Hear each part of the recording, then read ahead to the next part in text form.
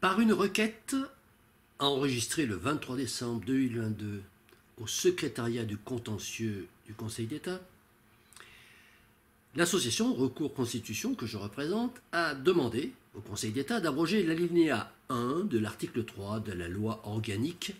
numéro 62-12-92 du 6 novembre 1962, loi relative à l'élection du président de la République au suffrage universel, communément dénommée loi sur les parrainages. À l'appui de cette demande, nous avons notamment produit un mémoire en requête de 4750 mots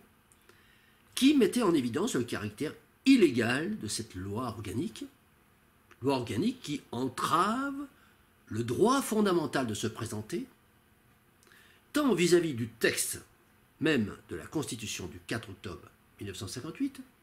que de celui de la Déclaration des droits de l'homme et du citoyen de 1789, qui y est attaché à cette Constitution, constituant le bloc constitutionnel. Cette requête a été rejetée par le Conseil d'État par une décision du 17 février 2023 au motif, je cite, qu'il n'appartient pas à la justice administrative de connaître d'une demande tendant à l'abrogation des dispositions d'une loi. Alors, suite à cette décision, deux questions se posent. Première question, ce rejet est-il fondé? Deuxième question, existe-t-il pour nous une possibilité de recours contre cette décision? À la première question, ce rejet est-il fondé? Eh bien, nous avons répondu en établissant un autre mémoire de 4640 mots, celui-ci, qui recense plus d'une vingtaine de décisions et déclarations émanant du Conseil d'État, afin d'établir de façon factuelle et argumentée qu'il existe bien, au contraire, qu'il existe bien une jurisprudence qui tend à infirmer ces décisions à notre encontre. Car toutes les sources que nous avons citées dans notre deuxième mémoire, que nous citons dans notre deuxième mémoire,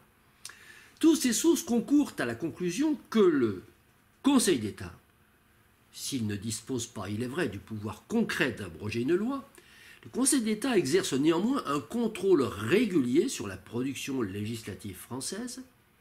du fait de son rôle consultatif et de son rôle de conseil auprès du Conseil constitutionnel lui-même, d'une part, et d'autre part, par la mission qui lui incombe au Conseil d'État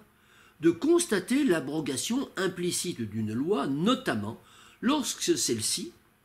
est devenue contraire à la Constitution, suite par exemple à une modification postérieure de cette Constitution, ce qui est très exactement le cas de la loi sur les parrainages de 1962, dont l'abrogation implicite découle, à notre avis,